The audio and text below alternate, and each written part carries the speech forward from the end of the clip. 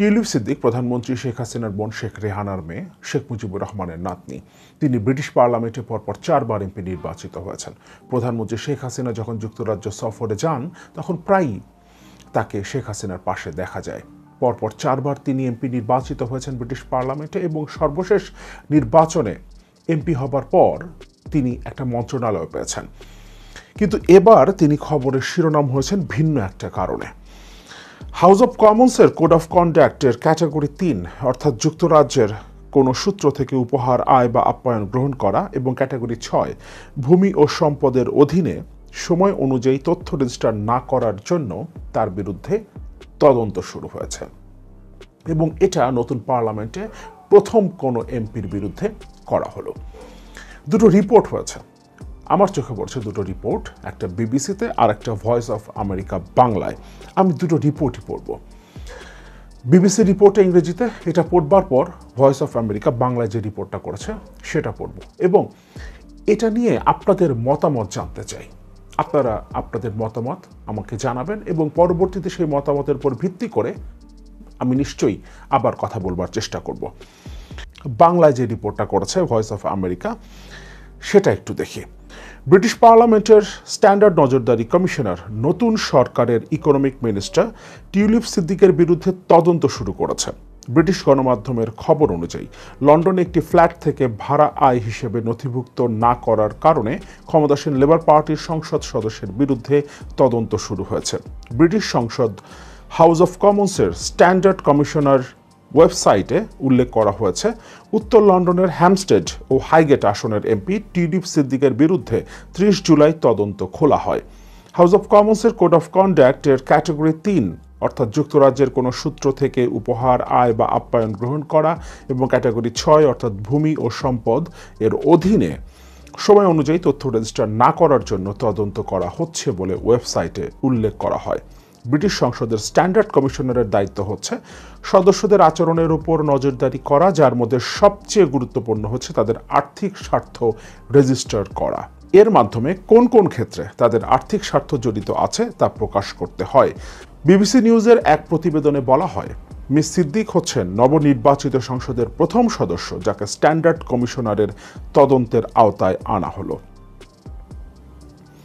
অনিচ্ছাকৃত ত্রুটি। লেবার পার্টির একজন মুখপাত্রকে উদ্ধৃত করে বিবিসি জানায়, টিউলিপ এ বিষয়ে স্ট্যান্ডার্ড কমিশনের সাথে সম্পূর্ণভাবে সহযোগিতা করবে। টিউলিপ সিদ্দিক বাংলাদেশের প্রধানমন্ত্রী শেখ হাসিনার বোন শেখ রেহানার বড় মেয়ে। তিনি 2015 সাল থেকে টানা 4বার সংসদে নির্বাচিত হয়েছেন। এর আগে লেবার পার্টির স্থানীয় পত্রিকা দ্য ডেইলি মেইলকে বলেছিলেন, এই আয় রেজিস্টার করার ব্যর্থতা ছিল একটি দাপ্তরিক অনিচ্ছাকৃত ত্রুটি। এরকম অনিচ্ছাকৃত অনেক ত্রুটি বাংলাদেশে আমরা দেখি। সরকারি কর্মকর্তা কিংবা সরকারি দলের অনেক নেতা কিংবা সরকারের এমপি, সরকারের মন্ত্রীদেরকে, বাংলাদেশে এটা খুব ছোট একটা অপরাধ, কিংবা এটাকে আসলে অপরাধ হিসেবেও গণ্য করা হয় না। এদেশে হাজার হাজার কোটি টাকা বিদেশে পাচার করে ফেললেও সেটাকে কোনো অপরাধ হিসেবে গণ্য করা হয় না। এমনকি আমরা দেখেছি বেনজিরের মতো স্বীকৃত যারা প্রমাণিত দুর্নীতিবাজ, যারা বিদেশে টাকা পাচার করেছে, দেশে অবৈধভাবে সম্পদ গড়েছে, তাদেরকে বাঁচানোর জন্য দেশের স্বরাষ্ট্রমন্ত্রী পর্যন্ত উঠে পড়ে লেগে যায়। ফলে এই দেশে, আমাদের দেশে এটা খুব ছোট অপরাধ। যুক্তরাজ্যে এটা অনেক বড় অপরাধ, এবং একজন পার্লামেন্ট মেম্বারের জন্য সবচেয়ে অপমানজনক তদন্ত। অর্থাৎ আর্থিক কোনো বিষয় নিয়ে যদি আপনার বিরুদ্ধে তদন্ত শুরু হয়, সেটা সবচেয়ে অপমানজনক তদন্তের বিষয়, আপনি যদি একজন পার্লামেন্ট সদস্য হয়ে থাকেন। তবে বাংলাদেশের প্র্যাকটিস অনুযায়ী এটা আসলে কিছুই না। কিন্তু যেহেতু দেশটা বাংলাদেশ না, তিনি সেখানেই পরপর 4বার এমপি নির্বাচিত হয়েছেন, সুতরাং তাকে সেখানকার স্ট্যান্ডার্ডই ফলো করতে হবে, এবং সেই স্ট্যান্ডার্ড ফলো করতে সম্ভবত তিনি ব্যর্থ হয়েছেন। অবশ্য তিনি বলেছেন এটা অনিচ্ছাকৃতভাবে হয়েছে। এটা বাংলাদেশেও যখন এ ধরনের কোনো ঘটনা ঘটে তখন সাধারণত অনিচ্ছাকৃতভাবে এটা হয়েছে, এটা খেয়াল করা যায়নি, এ ধরনের কথাবার্তা বলা হয়। স্বরাষ্ট্রমন্ত্রী যেমন বলেছিলেন, বেনজিরের যে কাগজপত্রগুলো আমাদের কাছে আসছে, সে কাগজপত্রগুলো ঠিক আছে, 2-1টা জায়গায় একটু ত্রুটি থাকতে পারে, অর্থাৎ অনিচ্ছাকৃতভাবে হয়তো 2-1টা জায়গায় একটু ভুল হয়ে গেছে। হাজার হাজার একর জমি কিনেছেন তিনি, এতগুলো রিসোর্ট বানিয়েছেন, কত হাজার কোটি টাকা তিনি বানিয়েছেন, সেগুলোর সব লিস্ট যখন চলে আসছে, বিদেশে টাকা পাচারের তথ্য যখন চলে আসছে, তারপরও দেশের স্বরাষ্ট্রমন্ত্রী বেনজিরকে বাঁচানোর জন্য উঠে পড়ে লেগে গিয়েছিলেন। কিন্তু যুক্তরাজ্যে এই ছাড়টা টিউলিপ সিদ্দিক পাবেন না। BBC report headline: Minister investigated over London property income. A Treasury Minister is being investigated by Parliament's standards watchdog over a failure to register rental income on a London property. Tulip Siddiq, Economic Secretary to the Treasury and Labour MP for Hampstead and Highgate, North London, is under investigation for the late registration of interests, according to the Parliamentary Standards Commissioner's website. A Labour Party spokesperson said Tulip will cooperate fully with the Parliamentary Commissioner on Standards on this matter. Ms. Siddiq is the first MP of the new Parliament to be placed under investigation by the Standards Commissioner. Ms. Siddiq is the first MP of the new Parliament to be placed under investigation by the Standards Commissioner. Labour had previously told the Daily Mail that the failure to register the income was an administrative oversight. March for justice কর্মসূচিকে ঘিরে আবারও শিক্ষার্থীরা বিপুল সংখ্যায় রাজপথে নেমে এসেছে। রণক্ষেত্র হয়েছে দেশের অনেক জায়গায়, সংঘর্ষ হয়েছে পুলিশ সহ আইনশৃঙ্খলা রক্ষাকারী বাহিনীর সাথে এবং অনেককে গ্রেফতার করা হয়েছে। ঢাকা বিশ্ববিদ্যালয়ের একজন শিক্ষিকাও আহত হয়েছেন।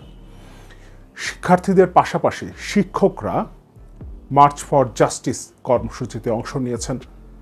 অনেক জায়গায় আইনজীবীরাও শিক্ষার্থীদের সাথে সংহতি জানিয়েছেন, তারাও স্লোগান পর্যন্ত দিয়েছেন। ফলে সারা দেশে আবারও উত্তপ্ত পরিস্থিতি সৃষ্টি হয়েছে। আইনশৃঙ্খলা রক্ষাকারী বাহিনীর সাথে সংঘর্ষ হয়েছে, অনেক জায়গায় রণক্ষেত্র তৈরি হয়েছে, গ্রেফতার করা হয়েছে। সংখ্যাটা এখন পর্যন্ত নিশ্চিত না, তবে এই সংখ্যাটা 200 ছাড়িয়ে যাবে। যেসব জায়গায় শিক্ষার্থীদের উপরে আইনশৃঙ্খলা রক্ষাকারী বাহিনী অতিরিক্ত বল প্রয়োগ করেছে, সেসব জায়গায় সংঘর্ষ ব্যাপকভাবে ছড়িয়ে পড়েছে।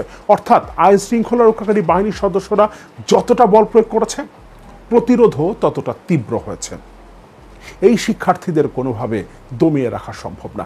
এতগুলো মানুষকে গুলি করে হত্যা করে প্রায় 10,000-এর উপরে শিক্ষার্থীকে গ্রেফতার করা হয়েছে, কিন্তু তারপরও সংখ্যাটা কমছে না, সংখ্যাটা বরং বাড়ছে, প্রতিদিনই বাড়ছে।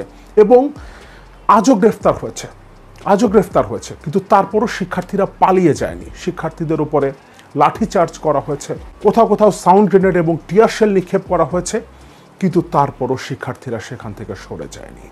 পাশাপাশি এদের সাথে অভিভাবকরা এবং আইনজীবী, শিক্ষক, প্রত্যেকটা শ্রেণী পেশার মানুষ যুক্ত হচ্ছে। ফলে এই আন্দোলনকে সরকার এত সহজে দমন করতে পারবে না। কেন পারছে না?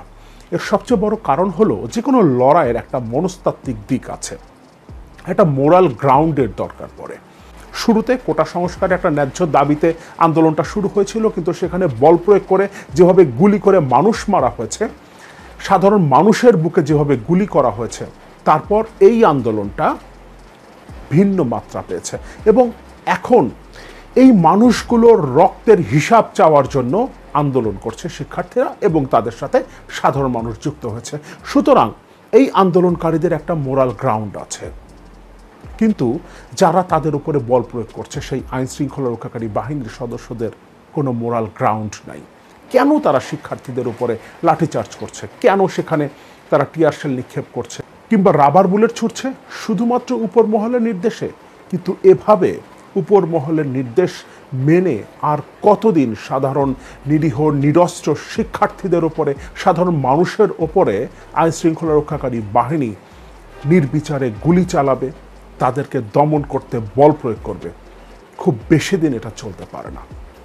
রাশিয়া যখন প্রথম ইউক্রেনে আক্রমণ করেছিল, তখন অনেকেই মনে করেছিলেন রাশিয়ার এই সামরিক শক্তির সামনে ইউক্রেন বড়জোর 7 দিন টিকতে পারবে, 7 থেকে 10 দিনের মধ্যে ইউক্রেনের পতন হবে। কিন্তু সেটা হয়নি, কারণ প্রতিরোধটা গড়ে তুলেছিল ইউক্রেনের সেনারা, যাদের একটা মোরাল গ্রাউন্ড ছিল।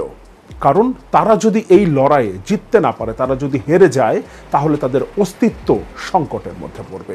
ফলে এই মোরাল গ্রাউন্ড নিয়ে তারা যখন ফাইট ব্যাক করেছে, তখন রাশিয়া এত সহজেই ইউক্রেন দখল করতে পারেনি। এবং আমরা দেখেছি ইউক্রেনের সেনাদের মধ্যে একদিকে যেমন প্রবল আত্মবিশ্বাস ছিল, প্রবল জিদ ছিল লড়াইয়ের, ঠিক একই রকম রাশার সেনাদের মধ্যে ডিমোরালাইজ হয়ে যাওয়ার একটা প্রবণতা দেখা গেছে।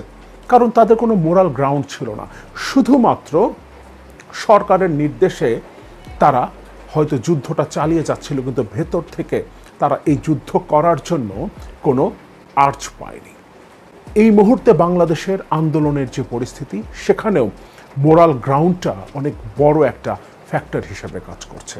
ঢাকা বিশ্ববিদ্যালয়ের যে শিক্ষার্থীকে আজকে একজন পুলিশ কর্মকর্তা ধাক্কা দিয়ে ফেলে দিয়েছেন, যিনি আহত হয়েছেন, তিনি আবার উঠে দাঁড়িয়েছেন এবং তার গ্রাউন্ডটা কি ছিল? তিনি তার একজন শিক্ষার্থীকে পুলিশের হাত থেকে বাঁচাতে গিয়েছিলেন। পুলিশ তাকে গ্রেফতার করবে, কিন্তু তিনি ঠেকিয়েছিলেন। সুতরাং তার একটা মোরাল গ্রাউন্ড আছে। যে শিক্ষার্থীর সামনে তার শিক্ষিকাকে ফেলে দেওয়া হয়েছে, তার একটা মোরাল গ্রাউন্ড তৈরি হয়েছে এবং ঢাকা বিশ্ববিদ্যালয়ের শিক্ষার্থীদের লড়াই করার মানসিকতা আরও দৃঢ় হয়েছে। ফলে প্রত্যেকটা ঘটনা আন্দোলনকারীদের মধ্যে নতুন করে লড়াইয়ের স্পৃহা জাগাচ্ছে। অন্যদিকে আইনশৃঙ্খলা রক্ষাকারী বাহিনীর যেসব সদস্যরা এই নিরীহ আন্দোলনকারীদের উপরে চড়াও হচ্ছে, তাদের উপরে বল প্রয়োগ করছে, গুলি করে মেরে ফেলছে, তারা দিন শেষে যখন নিজেরা নিজেদেরকে প্রশ্ন করছে, অবশ্যই সবাই তো অমানুষ না, সবাই অমানুষ না, অমানুষও আছে। মানুষরূপী অনেক অমানুষ জানোয়ার এই দেশে আছে, যারা শুধুমাত্র ক্ষমতার জন্য যাচ্ছে তাই করতে পারে, শুধুমাত্র অবৈধভাবে অর্থ উপার্জনের জন্য যাচ্ছে তাই করতে পারে। এরকম অনেকেই আছে, কিন্তু তারা উপরতলার বাসিন্দা। কিন্তু নিচতলায় যাদেরকে নির্দেশ দিয়ে তারা দেশের জনগণের মুখোমুখি দাঁড় করিয়ে দিয়েছে, এই নিচতলার বাসিন্দা যারা জনগণের মুখোমুখি দাঁড়িয়েছে, তারা যখন দিন শেষে নিজেদের আয়নায় দেখে বা নিজেদেরকে যখন প্রশ্ন করে, তখন তারা ডিমোরালাইজ হয়ে যায়। সরকারের চাপ এখন যতটা দেখা যাচ্ছে, এই চাপ প্রতিনিয়ত কমতে থাকবে, নিশ্চিতভাবে প্রতিনিয়ত কমতে থাকবে। পাশাপাশি ভয়ঙ্কর রকম আন্তর্জাতিক চাপ এই মুহূর্তে সরকারের ওপরে। অ্যামনেস্টি ইন্টারন্যাশনাল সরাসরি শেখ হাসিনাকে চিঠি দিয়েছে। এর আগে বিভিন্ন সময় বিভিন্ন সংস্থা বিবৃতি দিয়েছে, কিন্তু সরাসরি চিঠি লিখেছে অ্যামনেস্টি ইন্টারন্যাশনাল এবং সেখানেও যে কড়া ভাষায় তারা সরকারের সমালোচনা করেছে, এমনকি প্রধানমন্ত্রীকে যেভাবে তারা অ্যাড্রেস করেছে, তাতে এটা পরিষ্কার অ্যামনেস্টি ইন্টারন্যাশনাল থেকে শুরু করে সারা পৃথিবীর মানবাধিকার সংস্থাগুলো সরকারের এবারের কর্মকাণ্ডকে এত সহজে ছেড়ে দিচ্ছে না। জাতিসংঘও এবার এই সরকারকে এত সহজে ছেড়ে দেবে না। এর আগেও অনেক ঘটনা ঘটেছে, যেহেতু কয়েকদিন আগে একটা নির্বাচন গেছে, তার আগে পশ্চিমা বিশ্ব, মার্কিন যুক্তরাষ্ট্র, জাতিসংঘ, ইউরোপীয় ইউনিয়ন অনেক কথা বলেছে, কিন্তু তারপরও যেহেতু সরকার ক্ষমতায় টিকে গেছে, আবারও 7 জানুয়ারির মতো একটা নির্বাচনের সার্কাসের মধ্য দিয়ে তারা ক্ষমতায় টিকে গেছে। এ কারণেই আন্তর্জাতিক সংস্থাগুলোর প্রতি কিংবা আন্তর্জাতিক বিশ্বের বিভিন্ন রাষ্ট্র যারা দেশের জনগণের পক্ষে দাঁড়ানোর মতো অবস্থান নিয়েছিল, তাদের উপরে আমাদের ভরসার জায়গা, আস্থার জায়গাটা হয়তো অনেকটা কমে গেছে। কিন্তু এবার শিক্ষার্থীদের ওপরে এভাবে গুলি চালিয়ে হত্যার ঘটনায় সারা পৃথিবী যেভাবে রিয়্যাক্ট করছে, যে ভাষায় রিয়্যাক্ট করছে, এভাবে এর আগে কখনো তারা রিয়্যাক্ট করেনি। এবং আবারও বলি, এখানেও একটা মোরাল গ্রাউন্ড আছে।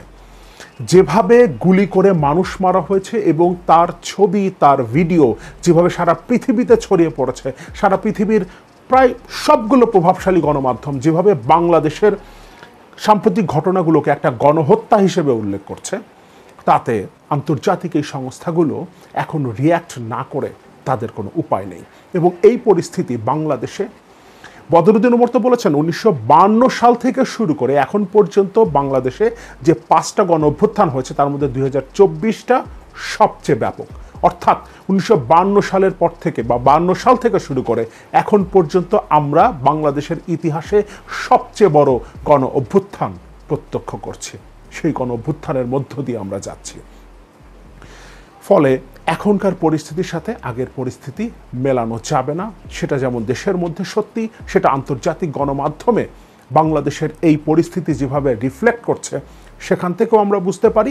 এবং আন্তর্জাতিক বিশ্ব, মার্কিন যুক্তরাষ্ট্র থেকে পশ্চিমা বিশ্ব কিংবা জাতিসংঘ বা অন্যান্য আন্তর্জাতিক সংস্থা, অ্যামনেস্টি ইন্টারন্যাশনাল মতো মানবাধিকার সংস্থা যেভাবে রিয়্যাক্ট করছে এবং রিয়্যাক্ট যেভাবে করবে, তারা যেভাবে তাদের পজিশন নেবে বলে আমরা প্রত্যাশা করি, সেটা আগের যে কোনো অবস্থা থেকে ছাড়িয়ে যাবে। ফলে যে আস্থার জায়গাটা নিয়ে একটা সংকট তৈরি হয়েছে আন্তর্জাতিক বিশ্বের প্রতি কিংবা আন্তর্জাতিক সংস্থাগুলোর প্রতি, সেই জায়গা থেকে আমরা অন্তত এখন আস্থার জায়গায় ফিরতে চাই এবং আমরা মনে করি, আমরা বিশ্বাস করতে চাই আন্তর্জাতিক সংস্থাগুলো এবার এই সরকারের বিরুদ্ধে সত্যিকারের পদক্ষেপ নেবে।